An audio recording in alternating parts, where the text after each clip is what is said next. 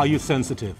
No, I mean, really, are you? And how sensitive are you? I'd really like to know. Because I'm the government. Now, York University, which is a wonderful university, they're always at the forefront of all sorts of things, and one of them is sort of gender studies and gay studies and beating up Jew studies, all that sort of thing. They're very good at. They're talking about sensitivity now. Now, equality is a good thing. Respect for women is a vital thing. But what does sensitivity mean anyway? This story is going to be great fun. Faith Goldy from Sun News joins us because she's not very sensitive, thank God.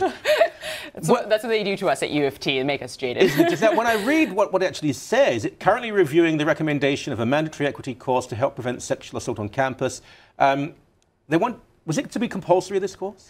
Compulsory, yes. Mandatory in order to graduate. And you have to pay $600 for it? Like a standard course. $600 for a course that has nothing to do with your discipline in all likelihood. What this is essentially is a story of opportunistic educators with an agenda. And I say opportunistic because, look, York is in a crisis right now. Within the past 2 weeks, 5 girls have been sexually assaulted. Yes. We don't know if that means rape or not because of just the criminal code and the kind of rhetoric that we have no idea who's done it. I mean, the chances are it's people not from within campus. Well, from all the reports that I read, only one instance was with an actual fellow from within the campus. Right. Everyone else are kind of these, nameless, faceless folks, and it's in a priority neighborhood in Toronto for, our national viewers. We should explain that. York University, I mean, it's different from other universities. A lot of people go home at the end of the day. It's almost like a little town. It's very large.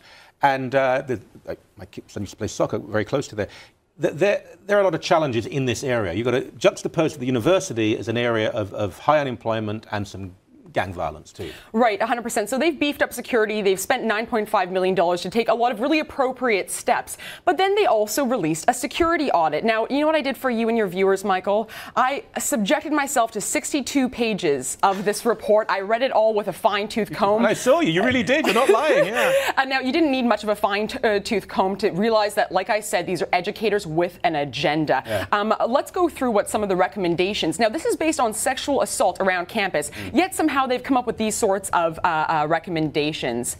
A provision should be added to designate spaces for religious/spiritual practices to reduce physical risks and fire hazards in stairwells. So basically, that is to say they need prayer rooms. Somehow that's going to reduce sexual assault. They're not Catholic prayer rooms. Well, considering the fact that the representative who's actually demanding that this class goes up, her name is Safia Hussein. Okay. She's the VP Equity for York Federation of Students. Good Jewish name, yeah. Yeah. Now, another quote or another recommendation here: mixed gender and multi-ethnic security teams should be utilized to reflect the diversity of campus constituents. Now, then they go on to say that these folks should be monitored through an intersectional and gender lens. I don't even know what those words mean in this context. It means a lot of them got to be gay and transsexual, I think. Right, but what I found most strange here, 3 pages of work cited, okay? And here are the sorts of books that they've been reading. By the way, only one book on that 3 pages mentioned rape. The rest of them, of course, we have a word here from EGAL, and that's equality for gays and lesbians everywhere. Yeah. Looking white people in the eye, another citation there. Right, there's that, a very important talent. Decolonizing methodologies. Apparently colonization is a problem in sexual assault. Black feminist thought, color of democracy, racism in the Canadian society, abuse in lesbian relationships. It's exhausting. Abuse in lesbian relationships, my particular favorite. Yeah, and so you know what? Actually, a prof at the School of Gender, Sexuality and Women's Studies, so within, let's say, the stream or that side of the spectrum, has said that there is no guarantee that this mandatory, pricey course will even have a positive effect, let's say, on the numbers that we're seeing coming out of York. We have a terrible situation where young women coming back from university are being sexually assaulted. And instead of making sure that everywhere, I mean, they're doing some things, but everywhere is lit, there's protection, that people who might be more... Let's be quite honest about this. There are rape gangs throughout Europe now. There's an emerging problem in Australia. Overwhelmingly, these gangs are made up of not only young, of Muslim men. But we're too well, I'm not too frightened, but they'll say Asian. They'll use euphemism. They'll just say gangs. They won't say what is really going on here. I don't know what's going on here. We don't know who the people are. But instead of trying to protect women, they're trying to indoctrinate people. Well, I'll tell you, actually, I had an experience taking a gender perspective class in my undergrad.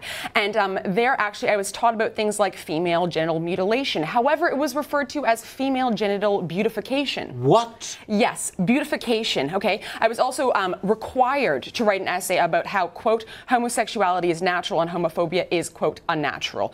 Okay, no science, none of that. And you have to pay for this. So, Faith, it's always a great pleasure having you on the show. And as for this, I'm not surprised. Thank you so very much indeed. Thank you, Michael.